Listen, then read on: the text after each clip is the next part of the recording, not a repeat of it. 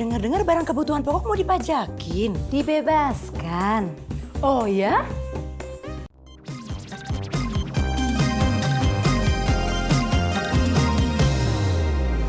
Madam, saya minta diterawang. Apakah usaha kecil saya bisa sukses? Apakah saya bisa cuan? Madam, Hah? Cuan? Kamu pasti bisa cuan. Tenang, ada program pengungkapan sukarela dari Direktorat Jenderal Pajak.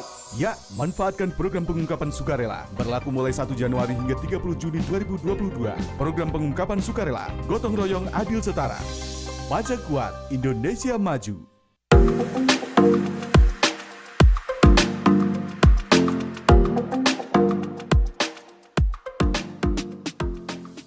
Assalamualaikum pemirsa Siak Televisi, kembali lagi di program Ngopi. Ngobrol pagi, ngobrol hangat, mengupas informasi menarik dan bermanfaat. Ya pemirsa, pemulihan ekonomi di Indonesia dalam tantangan masa pandemi COVID-19 saat ini terus dilakukan. Tak terkecuali Direktorat Jenderal Pajak melalui KPP Pratama Pangkalan Kerinci juga terus melakukan program inovasi agar perekonomian masyarakat dapat berjalan dengan baik. Dan nanti kita akan bahas bersama Kepala KPP Pratama Pangkalan Kerinci, Bapak Anung Setia Nugraha. Halo Pak, apa kabar? Baik Mbak, baik. Terima kasih, kabar baik. Di masa pandemi COVID saat ini nih Pak, tentunya perekonomian masyarakat sangat terdampak nih ya Pak ya, bagi masyarakat. Dan KPP Pratama Pangkalan Kerinci juga melakukan berbagai program dan inovasi tentunya ya Pak ya. Dan saya melihat beredar informasi-informasi di jalan atau di tempat-tempat umum seperti itu Pak. Ada PPS nih, program pengungkapan sukarela. Nah, apa sih Pak sebenarnya PPS ini Pak, program ini? Baik, makasih. Baik, makasih Mbak Ici. Sebelumnya saya sapa dulu para pemirsa yang ada di Divisia. Selamat sore, Assalamualaikum warahmatullahi wabarakatuh. Senang bisa hadir di Divisia. Baik, Mbak Ici, betul yang disampaikan Mbak Ici bahwa tahun ini kami salah satu program nasional Direktorat Jenderal Pajak adalah yang namanya PPS. PPS itu apa? PPS adalah program pengungkapan sukarela. Maksudnya apa? Jadi maksudnya adalah kita dari Direktorat Jenderal Pajak memberikan kesempatan kepada wajib pajak untuk melaporkan penghasilan atau kewajiban perpajakannya ya yang belum dipenuhi, yang belum bisa sukarela melalui apa? Melalui pembayaran PPh. Melalui pembayaran PPh berdasarkan pengungkapan harta. Tadi makanya ada yang namanya program pengungkapan sukarela tadi. Jadi pengungkapan hartanya. Oke. Nah, program ini apakah sama dengan tax amnesty atau pengampunan pajak yang telah dilakukan sejak 2016 lalu nih Pak? Oke, baik. Jadi program tax amnesty itu memang ada undang-undangnya, dan kalau untuk yang dikatakan apakah itu sama, memang bukan program tax amnesty. Tapi kalau memang orang umum mengatakan mungkin ini adalah kelanjutan dari tax amnesty, walaupun memang ini beda undang-undangnya. Kalau di kita memakainya adalah undang-undang harmonisasi peraturan perpajakan. Nah, walaupun konsepnya sama. Apa konsepnya sama? Yaitu konsep untuk wajib pajak untuk diberikan kesempatan untuk mengungkapkan secara sukarela harta yang memang masih belum dilaporkan atau mungkin masih belum disampaikan melalui SPT tahunan yang harusnya disampaikan kepada Direktorat Jenderal Pajak, gitu Mbak. Oke. Oh berarti ini program PPS ini terkait juga dengan undang-undang baru, berarti undang-undang HPP itu Pak ya, yang sudah disahkan oleh DPR ini baru akhir tahun lalu itu ya Pak ya. Oke. Nah, ini kan ada beberapa skema begitu ya Pak dari PPS ini. Ada skema 1 dan 2, itu seperti apa itu Pak? Ya, baik. Jadi di program PPS atau program pengungkapan sukarela itu ada dua kondisi. Nah, kondisi pertama adalah untuk para wajib pajak yang sebelumnya sudah ikut program pengampunan pengampunan teks amnesti atau pengampunan pajak atau teks amnesti. Nah, wajib pajak itu bisa wajib pajak orang pribadi ataupun wajib pajak badan.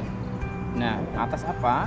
Atas harta-hartanya yang harusnya dilaporkan pada waktu sampai dengan tahun 2015 kemarin itu harusnya sudah dilaporkan, tapi mungkin ada yang belum melaporkan. Nah, itu diberikan kesempatan lagi untuk mengikuti yang namanya program pengungkapan sukarela. Itu kondisi pertama. Oke.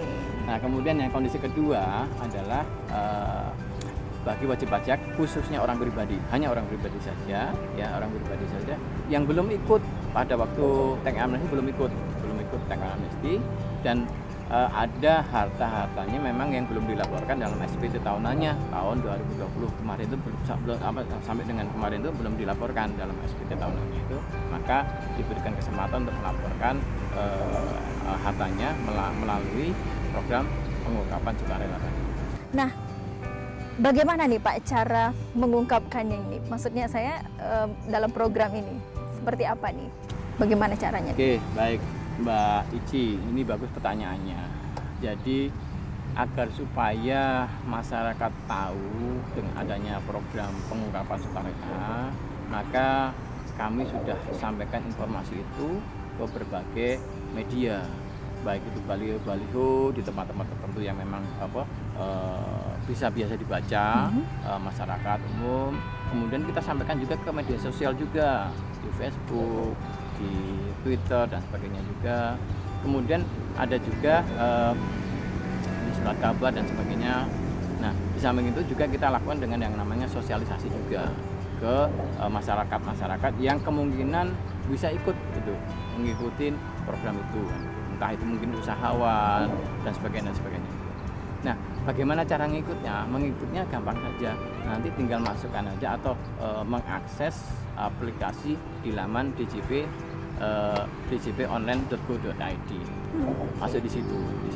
Atau nanti di situ ada laman juga program pengungkapan sukarela. Nah, itu masuknya itu. Jadi artinya secara online ya, Tapi sekarang gini, bagaimana Pak kalau memang misalnya masyarakat memang masih awam Pak untuk mengakses website atau mungkin mengakses laman, bingung dan sebagainya, nggak usah khawatir.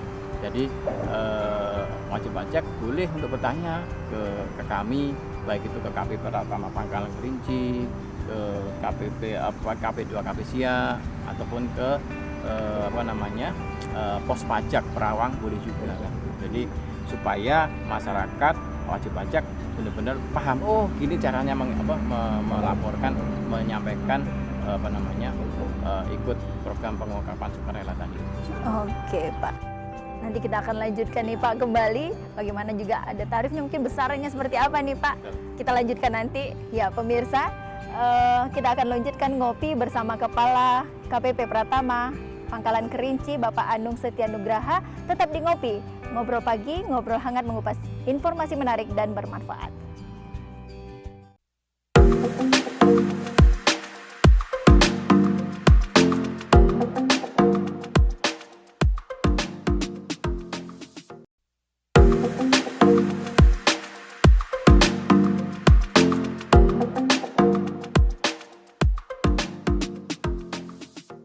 Ya pemirsa, terima kasih Anda masih bersama kami di Ngopi, ngobrol pagi, ngobrol hangat, mengupas informasi menarik dan bermanfaat. Masih bersama Kepala KPP Pratama Pangkalan Kerinci Bapak Anung Setia Nugraha. Nih Pak, tadi kita ngobrol juga tentang PPS-nya itu apa, bagaimana siapa juga yang bisa ikut program ini begitu ya Pak. Nah, untuk besaran tarif dalam program pengungkapan sukarela ini Pak, bagaimana Pak? Jadi saya cerita dikit juga sebelum PPS. Sebelumnya kan ada program TA ya, teks amnesti. Itu sama juga, ada tarifnya juga. Tapi tarifnya beda juga kan. Jadi kalau misalnya di TA dulu itu ada tarif 2%, 3%, 5% gitu. Ya, kalau itu berdasarkan waktunya. Nah, di PPS ini juga ada juga tarifnya juga. Tarifnya memang ada beberapa kondisi ya. Jadi untuk yang kondisi pertama itu tarifnya ada 3 macam. Yaitu yang pertama adalah tarifnya 6%, kemudian yang kedua adalah tarifnya 8%, Kemudian yang ketiga adalah tarifnya 11%. 6% itu manakala apa? Manakala jadi wajib pajak punya komitmen bahwa atas harta itu nanti akan diinvestasikan dalam entah itu mungkin SBN dan sebagainya. Jadi artinya itu nanti akan sangat mempengaruhi dalam arti pembangunan itu, dalam arti mendukunglah dana pembangunan tadi dengan melalui misalnya tadi SBN surat berharga negara kan gitu. Nah kemudian yang berikutnya adalah 8% ya. 8% itu manakala ya hanya menyampaikan aja di kita di dalam negeri, WP dalam negeri menyampaikan bahwa saya akan ikut ikut program pengungkapan sukarela, itu tarifnya 8% kan gitu kan ya. Nah kemudian satu lagi adalah kalau WP-nya itu dari luar negeri hanya mengungkapkan aja, menyampaikan bahwa mendeklarasikan aja bahwa saya ikut, tapi hartanya masih di luar negeri, tapi nggak ikut, tapi dia hanya mengikutkan bahwa harta-harta ini belum tak sampaikan di dalam laporan SPT tahunan dan itu akan saya sampaikan dalam program pengungkapan sukarela, tapi tidak dimasukkan dalam investasi di dalam negeri, itu tarifnya adalah 11%. Seperti itu. Nah itu adalah kondisi pertama yang mana yaitu untuk WP-nya adalah WP yang ex tax amnesty, yang WP yang sebelumnya ikut program tax amnesty. Nah kemudian untuk WP yang memang belum ikut sama sekali, dulu pada waktu tax amnesty belum ikut, sekarang ikut karena memang ada harta-hartanya yang tahun 2016 sampai dengan tahun 2020 itu memang belum dilaporkan di dalam SPT tahunannya, maka ada namanya itu tadi program ada PPS dan tarifnya beda-beda sama. Jadi tarif untuk yang tarif pertama yang 20% manakala mau diinvestasikan ke SBN dan sebagainya. Nah kemudian satu lagi adalah tarif sebesarnya 14%, yaitu adalah wajib pajak dalam negeri yang mendeklarasikan aku ikut gitu, saya ikut untuk ikut program pengungkapan sukarela. Nah untuk yang berikutnya yang 18% adalah wajib pajak dari luar negeri yang mendeklarasikan saya ikut program pengungkapan sukarela, tapi hartanya memang masih di luar negeri, tapi dia ikut. Nah ikut dalam arti disampaikan dalam program PPS dan itu nanti akan dilaporkan dalam SPT tahunan. Itu. Oke. Berarti memang ada juga perbedaan, maksud saya dari yang 2016 sampai 2020 itu agak berbeda juga sedikit. Beda, ya Pak ya. Oke. Nah untuk saat ini nih Pak, masa berlakunya sampai kapan ini Pak? Baik. Nah itu dia menarik nih pertanyaan Mbak Ici. Jadi sampai kapan? Nah program pengungkapan sukarela ini sangat terbatas waktunya Mbak.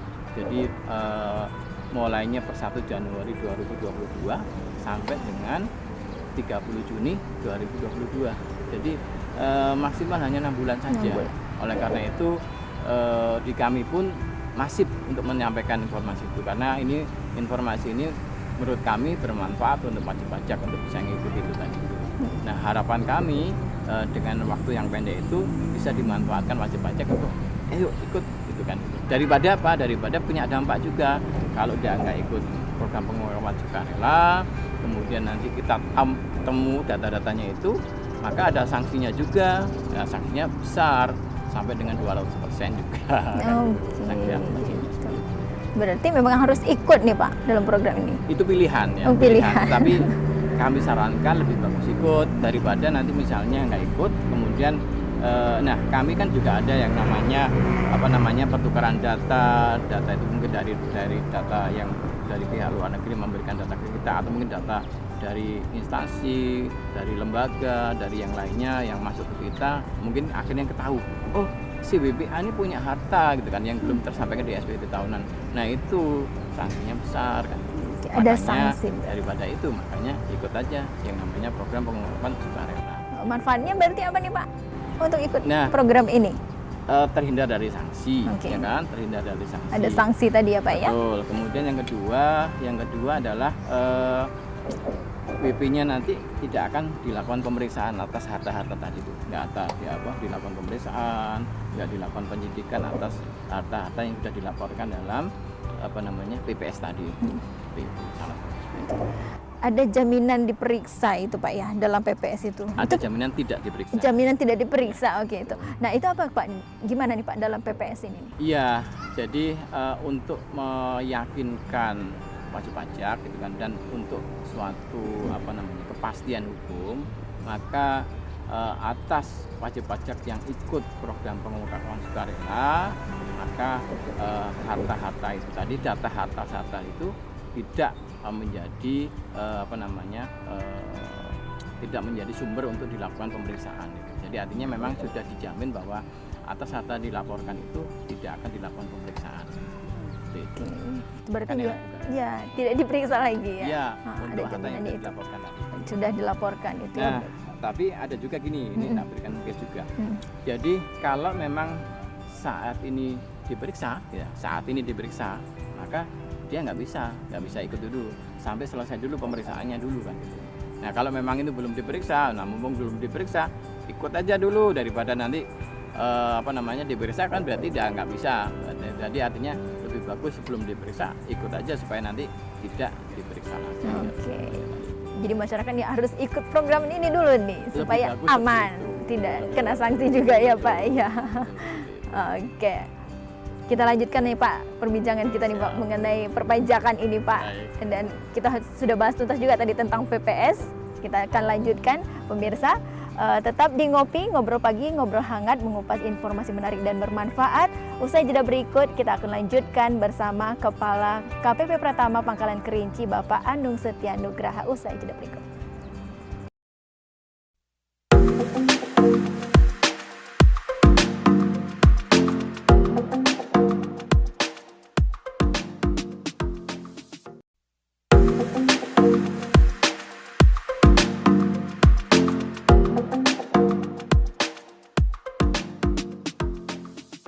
Ya pemirsa, Anda masih di Ngopi, ngobrol pagi, ngobrol hangat, mengupas informasi menarik dan bermanfaat.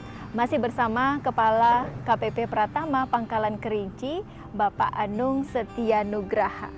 Tadi kita sudah bahas juga tentang PPS nih Pak ya, bagaimana besaran tarifnya juga, begitu siapa saja yang sudah ikut program, siapa saja yang harus ikut program ini, dan manfaatnya seperti apa juga ya Pak ya, sanksinya ada nih kan ya Pak ya. Nah, saat ini nih kan Pak, untuk penyampaian SPT tahunan tahun 2021 ini bertepatan dengan program PPS tadi ya Pak ya. Pesan apa nih Pak yang mau Bapak sampaikan kepada wajib pajak khususnya di Kabupaten Siak nih Pak? Makasih Mbak Eci. Jadi betul, saat ini memang momentum untuk menyampaikan penyampaian SPT tahunan untuk wajib pajak. Jadi setiap tahun itu nanti memang wajib pajak wajib untuk menyampaikan SPT tahunan. Bagi wajib pajak orang pribadi disampaikan paling lambat 31 Maret ya. Kemudian bagi wajib pajak badan paling lambat adalah 30 April ya, 30 April. Nah, pesan kami adalah kalau memang data-datanya itu memang sudah siap, sudah ada data-data penduduknya, baik untuk yang karyawan misalnya lampiran 1721A1 atau A2 ini sudah ada, segera saja input di dalam aplikasi DJP online, sehingga nanti SPT tahunan itu sudah langsung terlaporkan. Itu untuk apa? Itu karena memang juga untuk ASN itu kan ada kewajiban juga untuk melaporkan SPT tahunannya juga. Artinya di instansi ASN memang diwajibkan juga untuk segera menyampaikan SPT tahunannya juga. Nah, bagi wajib pajak yang usahawan, tinggal siapkan aja bukti-bukti pendukungnya, misalnya masalah biayanya, mungkin masalah omsetnya dan sebagainya, siapkan, kemudian nanti di input dalam SPT tahunannya. Bagi SPT tahunan orang pribadi yang 1770 ya kan, nah itu nanti bisa disampaikan. Cukup mudah nih ya Pak ya, Ya. laporan SPT sekarang sudah bisa online. Simple sekali.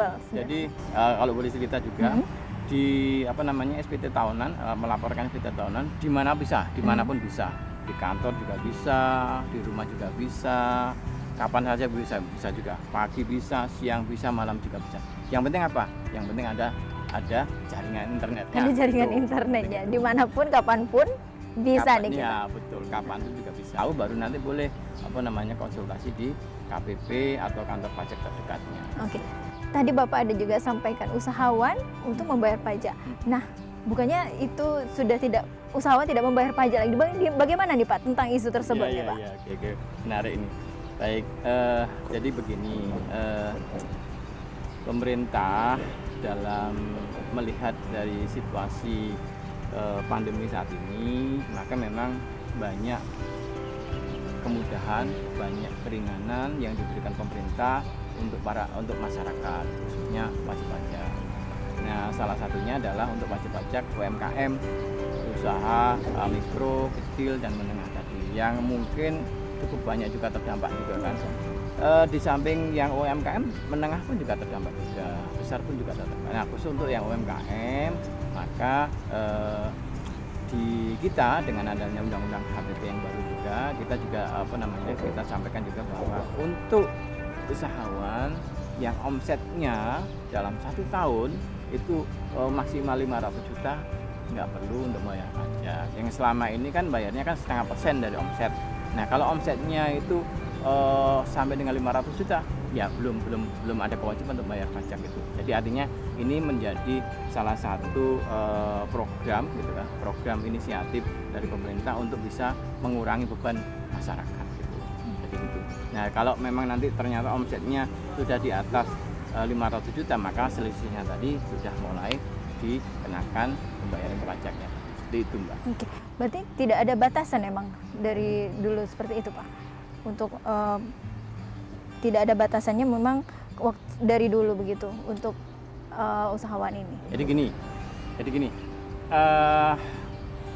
kebijakan ini baru saja digulirkan mulai di tahun 2022. Sebelumnya ada batasannya. Dalam arti sebelumnya yang penting pokoknya kalau misalnya usahawan UMKM yang mengikuti yang namanya PP 23 ya, namanya PP 23, maka atas omset berapapun itu kena tarif 0,5%, 0,5%. Dulu seperti itu sebelum tahun 2022. Nah, melihat dari kondisi pandemi seperti ini, maka pemerintah punya kebijakan. Nah, kita diberikan batasan. Dalam arti kalau memang omsetnya nggak sampai 500 juta, maka dia tidak perlu lagi membayar pajak. Tapi untuk lapor harus dilaporkan misalnya nihil dan sebagainya kan tetap lapor. Tapi bayar pajak itu udah enggak, karena memang misalnya omsetnya hanya sampai 500 juta gitu. Oke, begitu Pak ya. Nah, untuk tadi Bapak juga sudah sampaikan semula 1% diturunkan menjadi 0,5% gitu, dan sekarang ditiadakan. Apa tidak rugi nih Pak negara nih Pak? Ya, baik. Jadi fiskal itu ya, kebijakan fiskal itu ada dua sisi ya. Satu sisi budgeter kan, untuk mengumpulkan penerimaan pajaknya sendiri. Sisi yang lain adalah sisi regulernya, sisi mengatur agar supaya masyarakat itu tetap punya penghasilan lah, meningkatkan kesejahteraan. Nah, fungsi reguleran inilah yang sekarang lagi dimunculkan oleh pemerintah, yaitu khususnya untuk yang namanya ada kebijakan yang itu tadi untuk WPWP PP23 atau WPP UMKM dengan omset sampai dengan 500 juta itu memang tidak perlu untuk membayar pajak ya. Tapi kalau udah di atas itu ya bayar pajak kan, seperti itu, di atas 500 juta itu. Jadi ini fungsi regulernya. Jadi fungsinya adalah agar supaya masyarakat yang sekarang ini terkena dampak pandemi itu paling tidak bisa terminimalisir lah dampaknya seperti itu. Tadi kita sudah membahas PPS, program pengungkapan sukarela, dan juga laporan SPT tahunan nih Pak, tahun 2021. Nah, mungkin jika ada kendala nih Pak atau hambatan dalam pelaporan SPT tahunan maupun dalam program pengungkapan sukarela ini nih Pak, apakah ada sarana layanan untuk menjawab kendala ini atau bagaimana Pak? Ya, baik. Jadi sebagaimana kita sampaikan di baliho, di media sosial, di Facebook, di Instagram, di Twitter, Direktorat Jenderal Pajak dalam hal ini KPP Pratama Pangkalan Kerinci, kemudian KP2 KP Siak ataupun Pos Pajak Perawang siap untuk membantu wajib pajak dalam rangka untuk melaporkan kewajiban perpajakannya, baik itu SPT tahunan maupun program PPS tadi itu. Jadi masyarakat kalau memang belum tahu, datang aja ke KPP Pratama Pangkalan Kerinci ataupun ke KP2 KP Siak ataupun ke Pos Pajak Perawang. Jadi kami dengan senang hati melayani para wajib pajak. Siap melayani ya Pak ya? Siap. Mungkin ada melalui online begitu Pak? Iya. Media sosial? Ada, makanya tadi ada media sosial juga, ada online juga ada juga, di kami juga ada, dan itu memang sudah kita sampaikan di media-media sosial tadi itu kita sampaikan informasi tadi. Cukup mudah nih Pak ya dalam bagi wajib pajak nih ya dalam pelaporan SPT tahunan 2021 dan juga ada program PPS tadi, pengungkapan sukarela ini. Wajib pajak segera harus mengetahui ini nih, harus segera melapor juga ke Direktorat Jenderal Pajak nih Pak. Nah, di masa pandemi COVID-19 ini nih Pak, tentunya dari Direktorat Jenderal Pajak nih, apa sih Pak keinginannya bagi masyarakat dan juga wajib pajak pada masa pandemi COVID seperti saat ini nih Pak? Ya, jadi di pandemi COVID yang selama saat ini memang semuanya berjalan dengan landai ya Pak ya.